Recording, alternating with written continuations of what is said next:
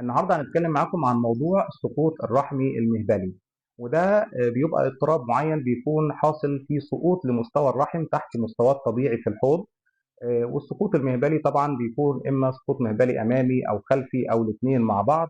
وده بيكون راجع بالاساس لضعف الاربطه المثبته للرحم والعضلات والاربطه المدعمه للحوض.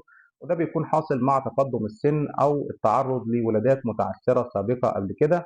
اعراض بتتراوح ما بين الام وتقل في اسفل الحوض، او في الام مع العلاقه الزوجيه، او احيانا بيكون مصحوب بسلس بولي اجهادي او ما يعرف باليورينري ستريس انكونتيننس. وده بيكون فيه تسرب للبول من مجرى البول مع التعرض لحالات الاسترس زي الكحه او الضحك او العطس. مش شرط ان ده يحصل مع تقدم السن، احيانا بيحصل في سن الخطوبه والانجاب.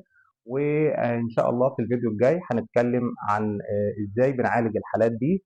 ونشوفكم على خير ان شاء الله. دمتم بخير.